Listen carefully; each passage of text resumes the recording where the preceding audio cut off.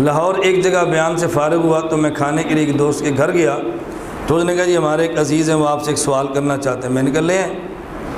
وہ آگے مجھے وہ فرمانے لگے کہ مولانا صاحب جس قبر میں میت کو دفن کرتے ہیں کیا عذاب اور ثواب و قبر اسی قبر میں ہوتا ہے؟ میں نے کہا آپ کا کیا خیال ہے؟ کہتے ہیں اس میں نہیں ہوتا۔ میں نے پوچھا وجہ؟ کہتے ہیں اس لیے کہ قرآن میں نہیں ہے۔ اگر اسی قبر میں عذاب و ثواب قبر ہوتا تو پھر قرآن میں آ جاتا، جب قرآن میں نہیں ہے اس کا معنی اس قبر میں نہیں ہے۔ میں نے کہا مجھے یہ بتائیں آپ کے ہاں کوئی بندہ فوت ہو جائے تو آپ سب سے پہلے کیا کرتے ہیں؟ سب سے پہلے میت کے ساتھ آپ کیا کرتے ہیں؟ وہ فرمان لگے ہم میت کو غسل دیتے ہیں۔ میں نے پوچھا پھر؟ کہا جی میت کو کفن دیتے ہیں۔ میں نے پوچھا پھر؟ کہا میت پہ جنازہ پڑھتے ہیں۔ میں نے پوچھا پھر؟ کہتے ہیں میت کو دفن کرتے ہیں۔ میں نے پوچھا پھر؟ کہتے ہیں گھر آ جاتے ہیں۔ میں نے کہا آپ 4 کام کرتے ہیں، میت کو غسل، میت کو کفن، میت کو جنازہ اور میت کو دفن، 4 کام کرتے ہیں۔ اگر میں آپ سے پوچھوں کہ غسل میت قرآن کی کون سی آیت میں ہے؟ اللہ نے قرآن میں فرمایا کہ میت کو غسل دو، کون سی آیت میں ہے؟ اگر میں آپ سے پوچھوں کفن میت قرآن کی کس آیت میں ہے؟ اگر میں آپ سے پوچھوں قرآن کی کس آیت میں ہے صلو علی المیت جنازہ پڑھو، کس قرآن کی آیت میں ہے اس کو قبر میں دفن کرو؟ مجھے آپ آیتیں سنائیں پڑھ کے۔ بات سمجھ آ رہی؟ اگر وہ ثم مات فاقبروا کا معنی کرے گا وہ تو ہمارے مطابق ہو جائے گی نا، اس نے یہ معنی تو کرنا ہی نہیں۔ آپ دفع دخل مقدر سمجھ رہے ہیں؟ اگر یہ معنی کرے گا تو پھر تو یہ قبر ہماری ثابت ہو جائے گی نا، تو یہ معنی تو اس نے کرنا نہیں ہے نا۔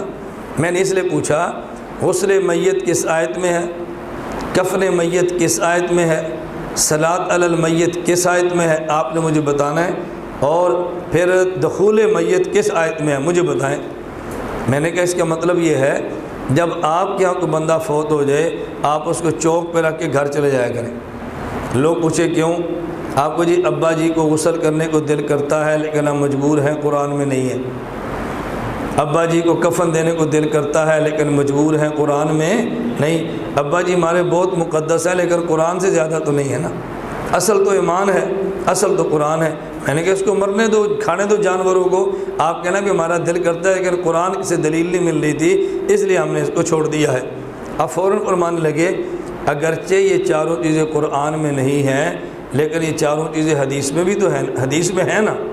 میں نے ان سے پوچھا غسل آپ نے دینا ہے، کفن آپ نے دینا ہے، جنازہ آپ نے پڑھنا ہے، دفن آپ نے کرنا ہے، اس پہ قرآن کی آیت نہیں مانگتے، اور جب قبر میں دفن کر دیں گے عذاب اور ثواب آپ نے دینا ہے یا فرشتوں نے؟ بیٹے کہتے ہیں جی فرشتوں نے۔ تو میں نے کہا اس پر آپ آیتوں کا مطالبہ کیوں کر رہے ہیں؟ اس پر فرشتے اللہ سے مطالبہ کرنا۔ اللہ فرمائے مار، کہ جی اللہ آیت پڑھ کے سنا، کس آیت کی روشنی میں ماروں؟ جو کام آپ کے کرنے کے تھے آپ نے حدیث کی وجہ سے کر لیے، اور جو کام فرشتے کے کرنے کے تھے آپ نے کہا قرآن سے ثابت کرو۔ میں نے آیات پیش نہیں کی، پہلے میں نے دعوے کو توڑا کہ جو دلیل آپ ہمارے خلاف استعمال کر رہے ہیں یہ دلیل ہمارے حق میں ہے اور آپ کے خلاف ہے۔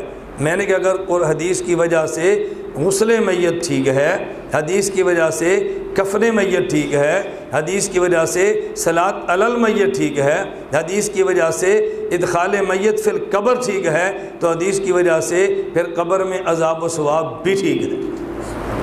جب ان 4 باتوں پہ آپ قرآن پیش نہیں کرتے تو 5ویں پہ آپ قرآن کیوں مانگتے ہیں؟